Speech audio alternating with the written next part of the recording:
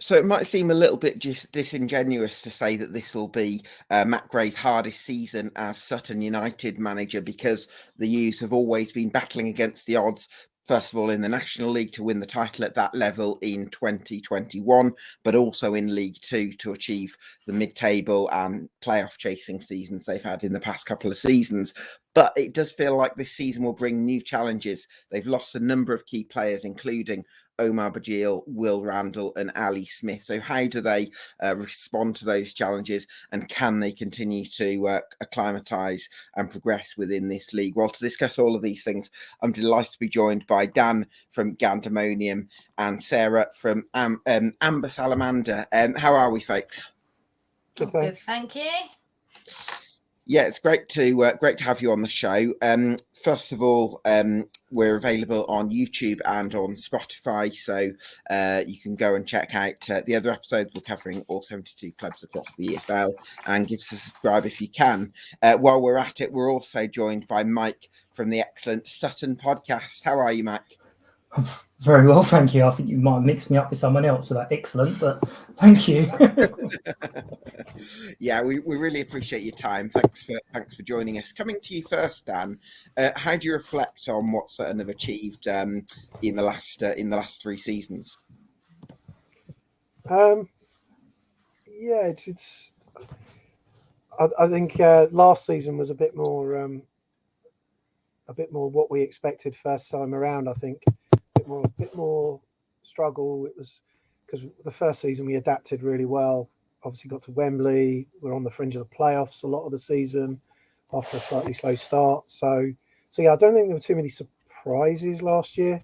I think most people were kind of like, yeah, this is how it should really, or what we expected it to be, or how we thought it would go. So, but yeah, I mean, no one's under any illusions. It's a case of keep staying in the division and just grow as a club, grow on and off the pitch, and see where it takes us. Yeah, hopefully the club can continue to grow. Coming to you on that, Sarah, how do you sort of balance the kind of trepidation, I suppose, of losing a few of the key players that I mentioned at the top there, with maybe the excitement of adding some Football League experience in there with the likes of Harry Smith and Craig Clay? You kind of summed it up a bit there, actually, Gabe, because that's exactly what it's been like. When it was announced that a lot of those key players were leaving kind of all at once, I looked at the list and I thought, that's not too bad, but it's not terrible. It's not great. And then I scrolled down, there was an advert there, and there was a load more on the other side of the advert. And I was like, oh my God, where's all our players? We got no one left. So I felt like I have a bit of a panic, but then I thought, you know what? We don't have the greatest in terms of resources, but Matt knows what he's doing. So let's just wait and see. Let's not panic yet. It's still early. And the new signings that have been announced recently, I've been quite excited about them. And I actually think what has sort of balanced that out for me is the fact that the squad kind of did need a shake up. It was at the point where that great team spirit, that same famous Sutton team spirit that people say helped us win the league in 2021 and so on, gave us that forward-going momentum. That's kind of fizzled a little bit. I'm not sort of saying it's anyone's fault, but I think because there was a lot of injuries, things got a bit disjointed and it just didn't feel quite so cohesive anymore. So I'm actually pretty glad that we've had that big shake-up. I'm quite excited to see where it takes us. How do you feel about it all, Mike? Yeah, really, really similar. I think Matt had in his interview a few weeks ago where he sort of mentioned that I think it's Alex Ferguson used to say you need to either change the team or the manager every 4 or 5 years, and I'm not going anywhere, so it needs to be the team refresh. I'm glad my football knowledge extended to asking you to delay this because you wanted to do it on the 13th of June when we had no players. Like that meme of Will Smith looking around. Yeah. Where is everyone? Very prophetic, Mike. There was me going, let's delay it a few weeks, shall we? But yeah, I think the signings, certainly for me, have kind of, we've been like, okay, that's a good signing. Oh, that's a really good signing. Oh my God, that's a really, really good signing. So each one has kind of laid up. So I'm not putting any pressure on Matt, Jason, Terry and the rest, but the next 4 or 5 have got to be outstanding. Let's hope they are. Dan, how do you feel the squad's coming together at the moment then? Nicely, yeah. Very, very optimistic. Very pleased with the signings. I mean, they're not. No offense to anyone, they're not earth-shatteringly. Wow, how the hell have we signed him? Type names, but they're all good, solid additions. You've picked up a couple of lads from, where we've come from non-league, which you would expect us to do with Shawumni and Gessen. Sure. And you've also added some good, solid Football League 2 experience with Clay and Josh. It's they're just good signings. We're filling gaps that we had. I still think we're one or two short still, but optimistic now. Very optimistic. Yeah, I mean, Sarah, Ryan Jackson's obviously signed, and I think that actually was one that maybe I was a little bit surprised about. Not that it was an earth-shattering addition as such, but it was what's smaller than earth-shattering. I'm trying to think of, stone. It was a stone-shattering addition. Yeah, Pluto perfect. But I think he had a good stint at Cheltenham Town last season because he was actually a free agent last summer, and he did a really solid job for them. Their first choice right wing back got injured, and Ryan Jackson came in. He was very solid and dependable, and kind of did the job that they really hoped he'd be able to do. And I think playing right back in a 4-4-2, I think he's a solid physical defender. But I also think he can get forward and put a good cross in as well. So I expect you're really happy with that. Yeah, and Matt seems to be signing tall players, doesn't he? I joke that he was turning us into AFC Wimbledon because they have tall players. I'm 6'3". I'm wondering if I might be able to sign for Sutton United. Okay. Can you play on the wing? I'm more of a no-nonsense centre-back, to be fair. So coming to you then, Mike, talking of right-sided players, you've also signed Josh Coley, who I know was very highly rated at Maidenhead. He's obviously a quick, direct winger, a bit similar to the profile that you've had in the last couple of years with Josh Nerfil and David Ajiboye. So hopefully under Matt's guidance, he can really kick on. Yeah, absolutely. I mean, he froze the theory of the tall players because I think he's normal height as opposed to the monsters that we've signed.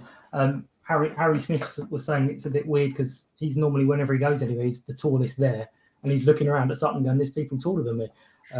But yeah, we like a winger at Sutton. We've been blessed over the last few years of having some really good ones of Dave, and then we've obviously had Rory, Tom, and so on going back over years. So we do like a nice winger at Sutton. Hopefully, Josh will follow that on. Yeah, let's hope that's the case. I mean, on that theme of height, Dan, you've added Harry Smith and Omar Suwunmi. I think Harry Smith's 6'5", Omar Suwunmi 6'6". That's going to be really exciting because Ryan Jackson's got a long throw on him as well. So for him balls into the box, it's going to be quite exciting, isn't it? Yeah, well, I suppose it depends what you find exciting about League Two football, but it's certainly going to get the socials ticking over with us fielding lads like that. And if Ryan Jackson's long throwing is as good as we've heard, then I'm sure people are going to enjoy playing as much as they already have done over the last 2 seasons. I think we definitely need more threats from set pieces, though. So it's good to see height. Has he? Well, he couldn't throw it to himself, though, could he? No, but that's what I think his interview with Tony was saying, that he's got a long throw as well. And it's like, oh, that's going to be useful. Okay. What are you going to do with that? I mean, I was sort of wondering if Omar Suwunmi can take the throw in and then very quickly run over into the box to get on the end of it. Whether he's quick enough to do that's we'll have to wait and see. He can launch it from the left to Ryan Jackson all the way over the other side, and Ryan can cross it in and Omar nod it in. That sounds good. I like that. You should be on the tactics board there, right? Christian Ngessen's obviously signed from Ebbsfleet United. I believe I'm right in saying, Dan, that he was Player of the Year for them last season. So, yeah. Obviously good to have a midfielder in along with Craig Clay after losing Ali Smith. Mm-hmm. Yeah, it's going to be interesting to see how they both kind of who makes it there. The way I'm seeing it at the moment is that Clay's more a starter and maybe Ngessen's a a little bit more of a project just to get him, up to Football League levels, the physicality, and the slight change in pace. So I think we'll probably see a bit more of him later in the season, maybe. Is Craig Clay going to play alongside Craig Eastman though? Because they're quite similar types of players, I would imagine. This is something that I and a couple of other people have been sort of debating. What's he going to do? Is he going to change the system and play with 5 midfielders maybe? Play with 2 wingers but with 3 central. I don't know. It's going to be interesting, but I mean, from what the way Matt's worked previously, I think Clay would be more likely a starter ahead of Ngesson at the moment. Happy to be proven wrong though. Sure. Yeah, that certainly makes sense. I sort of wonder whether there is a possibility that Craig Eastman's minutes are sort of lessened a little bit this season. I don't know where you feel he is, Mike, and whether there is that possibility that Craig Clay, it's him or Craig Clay rather than them two starting simultaneously. I don't know. We're always going to love Eastie. He's kind of embodies what we've done. He's come up through the National South with us, the National League and League Two, and he's not. It's always taken us all by surprise. He's not as old as we think he is, and every time we have to check Wikipedia to go, no, he can't be that. He can't be that young. But there was talk. Someone was suggesting that, as Dan was saying, a bit of a change, or maybe even release Eastie to go forward a bit more. I don't know if he feels he's got the legs to do that. I mean, we've all seen him shoot, so we're not entirely convinced about that. But who knows? Matt could definitely spring a surprise, but we would definitely be surprised if he changed from 4 to 4-2. Yeah, I would struggle considering how successful that template's been. But Sarah, whether Ngesson sort of replaces Ali Smith directly, I would maybe suggest that the athleticism and the sort of rangy qualities that Ali Smith brought, you've kind of got to make sure that that's in the team somewhere, so that you've got someone who can cover a lot of ground. Because obviously in a 4-4-2, that's going to ask a lot of your central midfielders. Yeah, definitely. That's one thing I really liked about Ali Smith. He was a favourite of mine, actually. I was quite gutted to see he was going. So yeah, it's hard to take. Changing the system isn't something Matt does much of, but it'll be really interesting to see if that does happen. Yeah, exactly. Yeah, look forward to seeing what's this season going to bring us. It's really quite exciting in lots of ways. Yeah, absolutely. One of the exciting aspects is the whether Ben Goodliff can continue to develop. He's obviously had a great couple of seasons, Dan. Are you surprised perhaps that he hasn't moved on to maybe higher up the leagues? A little. I think the main reason for that is the injury he picked up start of last season. I think if he'd have been fit all the way through, we'd have seen the sort of performances we've come to expect from him, and I wouldn't have been surprised to see him move on in January, or at the very least have people sniffing around so that when we got to the end of the season, he still had suitors after him. So yeah, I think we've been a little bit lucky in that we've still got him because of that, but we obviously then lost him for 3-4 months of the season because of that injury. I think the only thing that maybe with Ben is he's an old-fashioned centre-back. He's winning his headers, putting his body on the line. He's making the last, whenever there's a last-ditch block to be made, it's usually Ben. He's that kind of heart on his sleeve, 110% effort kind of defender. And you sometimes get the impression that some managers don't like that these days. They don't, that sort of blocking, going to ground, making challenges. A lot of managers don't seem to like that. So I don't know whether that's maybe also helped us retain him. But he's certainly good enough. He's certainly good enough to play in League One at least. He's still young enough as well. So I wouldn't be surprised if he has another good season that people are sniffing around again this year. Yeah, well, let's hope he can continue to develop, because it's, I suppose it's an interesting dilemma, Sarah, that Dan's picked up on there, that Sutton United have got a few players, as a collective, Sutton United have achieved above their means, I think it's fair to say, or their sort of budgetary rank. And I think for most clubs that do that, you'd have a number of players where clubs are sort of sniffing around them. But because the style Sutton United play is so at odds with probably how a lot of clubs higher at the pyramid play, you've not necessarily got that same value in the squad. And I'm wondering whether you think that's a good thing, because it's allowed you to keep that core of players together for a long time, keep that synergy in place, or whether it actually holds you back from being able to attract the big transfer fees that allow you to get some resale value. I think it's more of a good thing. I think it kind of makes us a little bit more different, which is quite nice. And a lot of people, there's a lot that attract players to our club, and that's not necessarily the whole prestige, the whole big club thing. Not that. It's stuff like it's a nice club. People like that, and a lot of things about it are quite unique. And yeah, of course, we do want to attract players who are big signings, good, but having like players that really stick out, because it's too good for us, isn't really very us. I don't know if it'll work very well. And I'm trying to imagine, like, because we have had players playing for us in recent years who were like, "You're way too good to play at this level. What are you doing here?" We can't possibly be paying him what he's worth because we don't have that sort of money. We have had a few of those, but everyone seems to be happy at Sutton. So, I don't know. I think having that, I don't think it has really held players back. I don't know. What do you think, Mike? Well, Ben Goodlive's a terrible person. He's a disruptive influence on the dressing room, and just move on. No, it helps us. We've got a really good record of not standing in players' way. I know you kind of muted the idea that we should be trying to cash in on a few players last January, and hindsight maybe a bit naive that we were kind of not doing that. But it is, if we like it or not, a feather in our cap when the players do move on and move up, because it shows that they can come to us, get a bit of showcase and move on.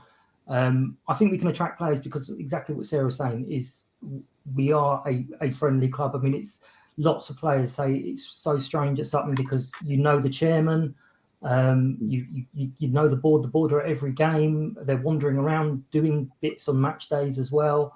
And they're quite heavy in the training grounds. They know all the players, and they kind of talk to them as well. So we do have a special thing going on at Sutton.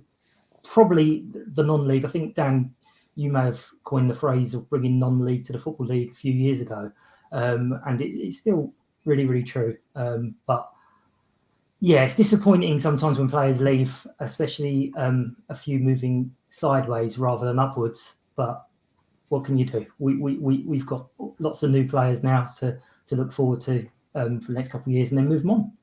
The way I see it, like with that, is if they're going sideways, it is disappointing because you want them to do better. But if they want to leave, there's a reason why they want to leave.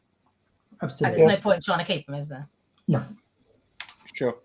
I totally resonates with me what you were saying, Mike, about Sutton being such a friendly club. Whenever I've been able to get my interviews with Matt, the club's media policy has been so open, where with a lot of clubs that I've dealt with, it's often been a very different process. So absolutely all credit to them from that point of view. Dan, you mentioned that you don't feel like the squad's quite in the place that they'll need to be come the opening day against Notts County. So where else do you feel Sutton need to strengthen in this window? We definitely need at least one more winger. Obviously, there's still slightly unbalanced there. I don't know. I think Matt, as I mentioned on Twitter a few days ago, I think Matt might now.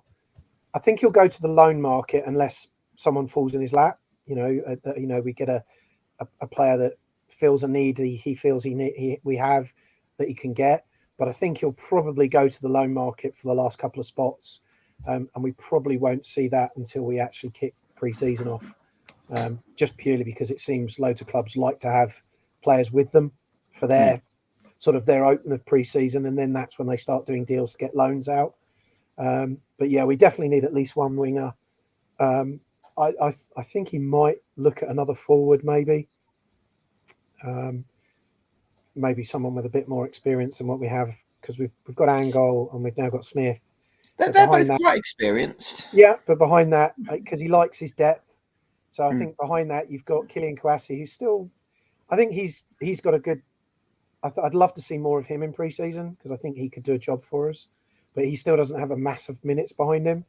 And Kasimi, the new signing from Farnborough January, we haven't, due to injuries, we haven't seen him, so we don't know what he's going to turn out like. So I think he'll definitely go for a winger and maybe another forward, and then whatever else falls into his lap and he can afford on the budget, I guess.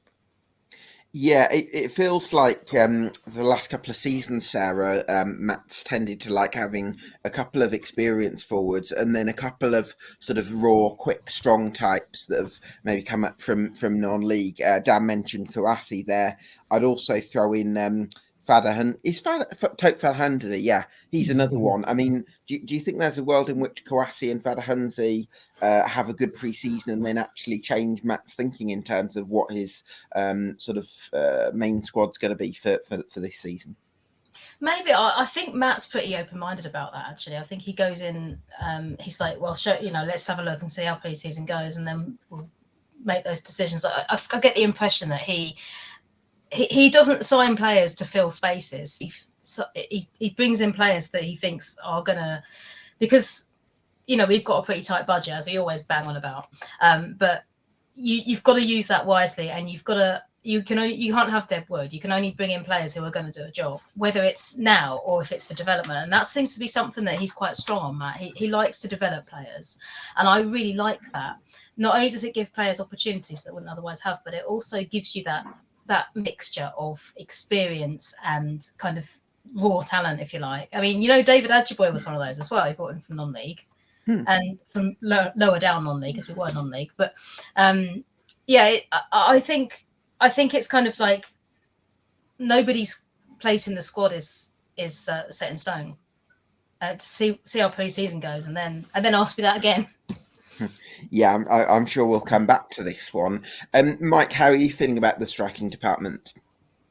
Yeah, I mean, Tope's a real fan favourite, because he comes on and you can see he's not experienced, because it literally is attack, and he does have defenders on. I think one of the guests on my show, you keep saying on skates, and he does worry people, but there is that inexperience. Sometimes you're like, just hold the ball for a little while. He went to Torquay, and I don't think it worked out very well. Some of their fans were saying that they don't think they used him properly, which is probably fair, because they were struggling for survival at the time. So I wonder, will we get someone else in and see either Tope or even Kylian going out on loan just to get those minutes, as Dan said, under his belt week in, week out, where we're not surviving or trying to survive for the magic 50 points. We've been on for how long now? We've not mentioned 50 points yet, so I thought I'd bring it up quick. Yeah, absolutely. It's a bit of a worry. Sutton look quite a far way away from 50 points at the moment. It's all very concerning. Everyone does. Yeah, but we're on alphabetical order, Mike. We never do too well at the start of the season, do we? Coming to you then, Dan, the goalkeeping position, you've got a few sort of candidates for the number one jersey. Well, Jack Rose is the number one at the moment, but you've also got Brad House in the mix, and Steve Arnold has signed this summer. He's obviously quite an experienced goalkeeper with some Football League know-how, decent age at 33 as well, played for Southend United last season. Do you feel like it's going to be him competing with Jack Rose for to start against Notts County? I think Matt's going to have a serious look at them. Obviously, I'd say Jack's obviously in the box seat at the minute, just because of I thought he did a really good job for us last year. I thought he played really well. Made a couple of mistakes over the season.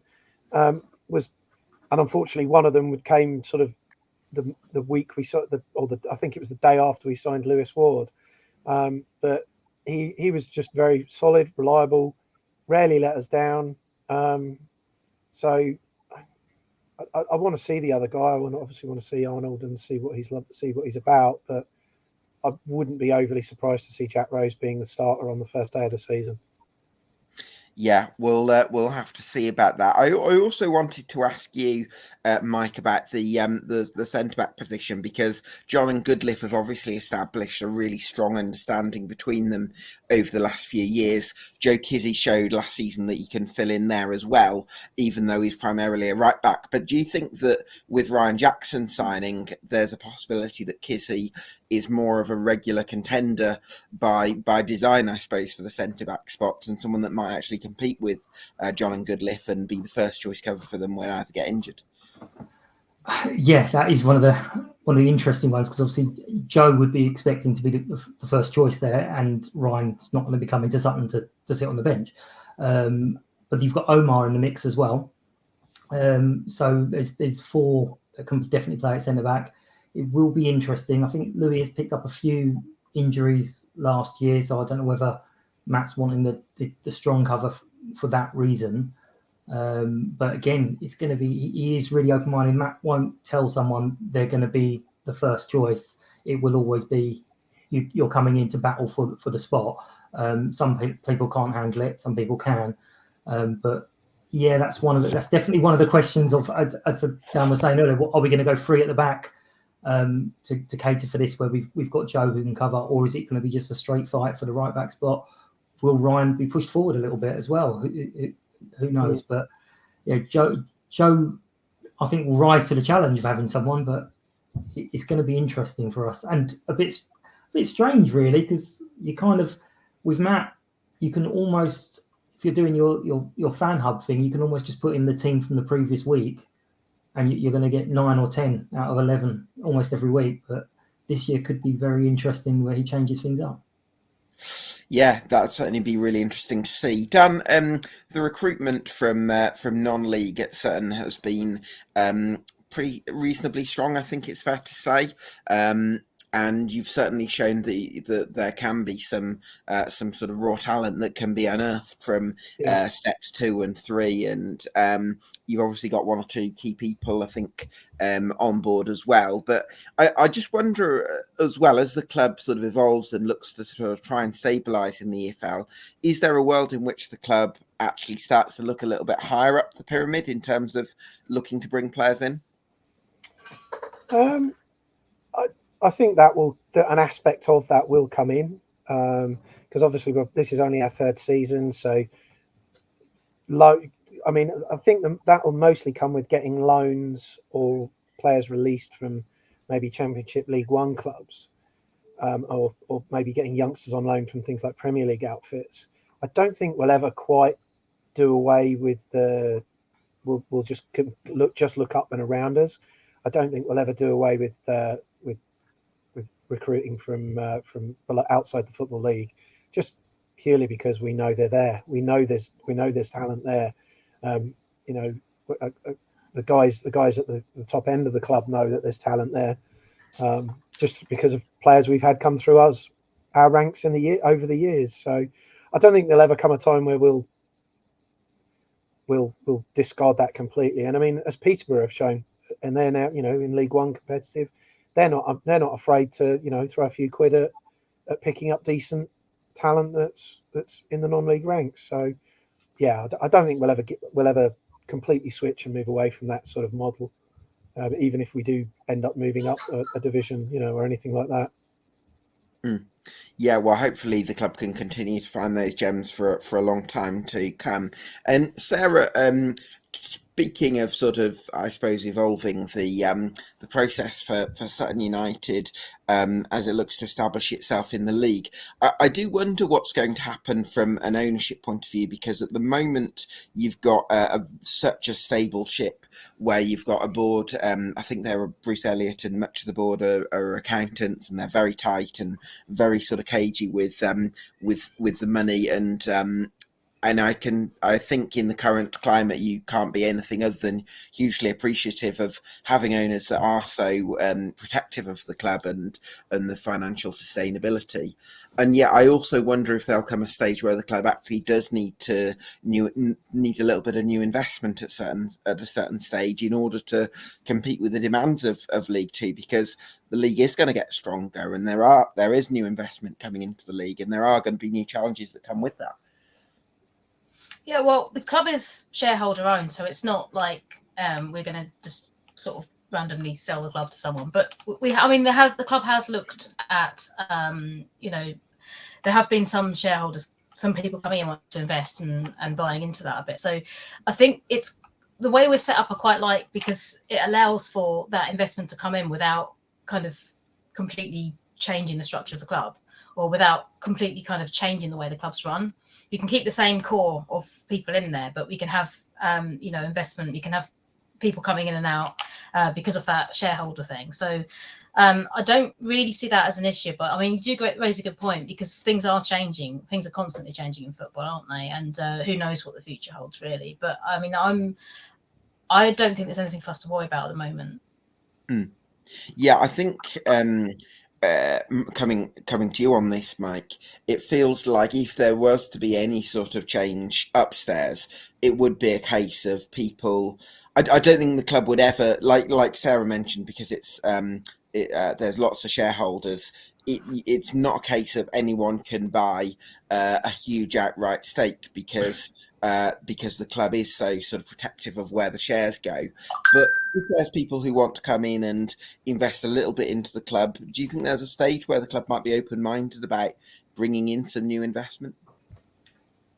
Yeah, they have. A few years ago, we've had American investments, we had some Middle East investments, and so on as well. But again, it's kind of on our terms. I spoke to one of the American investors earlier, actually, and he said one of the things he was really attracted to, because as far as he was concerned, Sutton United was a name on a spreadsheet. It didn't mean anything to him much.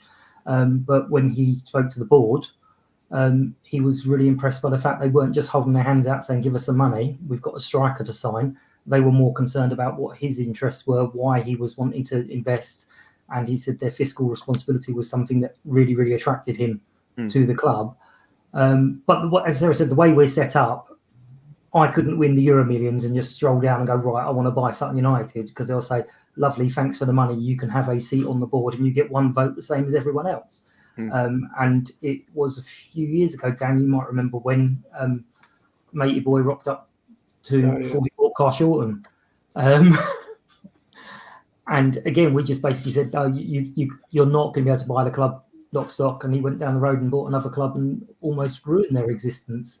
And that's exactly why we are the way we are. No one's going to come in and be able to take full control of Sutton United, or certainly not in the foreseeable future. Obviously, we could never tell exactly what's going to happen, but certainly not in the foreseeable future. We'll be playing around a similar level for the next sort of 30, 40 years, steadily improving, I reckon.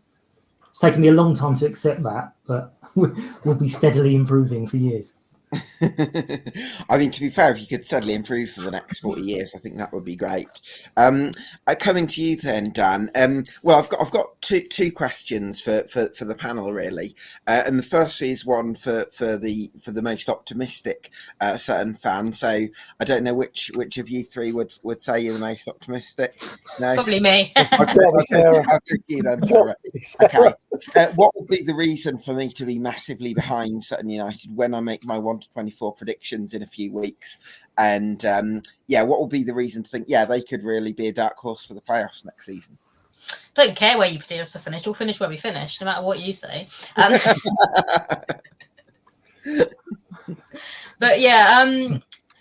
well, I mean, look at the new blood coming in. There's some really exciting talent coming in. So the fact that we're going to shake things up a bit, we could really surprise a lot of people. Who knows? Okay, well, one for the more cautious question then. I'll give you that one then, Dan. What would be the reason for me to be a little bit cautious about Sutton United and say maybe this could be a bit of a struggle? I I don't think it'll be a bit of a struggle. I think we'll be okay. I think we'll be solid again this year. We're going to be competitive. If we can, last year the injuries just hurt us so badly. It was a complete slog the first half of the season, and we showed when we got our core side back, we lost 3 in 2021, and got to within a point of the playoff places. So I think we'll be solid. I don't think we'll struggle. To kind of take an unbiased opinion of it, from you looking in from the outside, probably just because there's so many. From anyone looking in would see that we'd lost players like Bugiel, Smith, Randall, and think, well, they're big shoes. They're big shoes to fill. It's whether those new players come in and can give us the same level again. I'm confident they will. I think we'll be solid. I think Harry Smith's a decent signing, but I think Bugiel will be a miss personally, because I think he does have quite a unique range of qualities. I think Harry Smith is a great battering ram. I think he'll get a lot of goals from crosses. I actually think he's probably better in the air than Bugiel, say from crosses into the box. I think he'll be a real threat. But in terms of someone who can be a real fulcrum for the attack, I don't know that he can be that. So that will be a slight reservation that I would have, replacing that quality in one or two areas. Yeah. What about you, Mike? How are you feeling about next season? Yeah. Well, first of all, I think we're going to miss Enzio more than Omar, because I think Enzio is a great player to have to just go, okay, I need you at left back, I need you at right back, I need you left wing, right wing, and he just kind of gets on anywhere. Omar, I think we all missed him when he wasn't playing and we wanted him on the pitch, but now he's gone, sort of thinking about it, I'm like, actually, did he make us predictable? What was it? Everyone knew what we were going to do when Omar was on the pitch, and now without him, we're going to have to find those plan Bs. But we're a pub team from Surrey, and we're used to people backing against us. We're used to everyone sort of saying little old Sutton. Most of us are going to be like Dan said, we don't think we're going to struggle. We're quietly confident we'll be okay. And yeah, there's every chance we could kind of annoy so many of these big players and big teams by sort of buzzing around the playoff spots, and they'll all be sitting there going, what's that horrible team doing up and around them? But yeah, I don't know. I don't know why we're confident. We shouldn't be, but I don't know why. But none of us ever seem to be like, we're going to really struggle here. Can't answer it. Well, I'm sure there's a reason for that, and I think the reason is the consistency that you've delivered season on season, really, over the last 3 or 4 years. So all credit to you on as a club for what you've achieved, and hopefully you're going to continue to do that for a long time to come. Listen, such a pleasure to chat about the U's with you this evening. Thank you so much for your time. Quick one to Mike. What are your plans for Sutton Podcast for next season and beyond? Try to be good. I've just done a few behind the scenes interviews. I've got a couple more. Matt should be coming on in a couple of weeks, and then sort of the same sort of fan interviews after each game. I've decided I'm not going to do the player of the player of the day thing anymore, because what I was finding is people giving their nice reasons to say why this player should be considered. And no one was listening to the podcast because they were voting straight away. So I've got a different thing that I'm going to do now instead, because people were just voting on stuff that they couldn't possibly have heard. But yeah, I'm just going to try to improve things ever so slightly. Yeah, absolutely. Well, I'm sure, give it a listen. It's great stuff for those of you who don't know. So be sure to give Sutton Podcast a follow and a subscribe. Likewise, you can also subscribe to EFL Debate on YouTube and on Spotify. Thanks to Dan from Gandermonium. Thanks to Sarah from Amber Salamander. Thanks to Mike from Sutton Podcast. This has been the Sutton United Summer Deep Dive on EFL Debate. Thanks to you for watching at home, and we'll see you again very soon.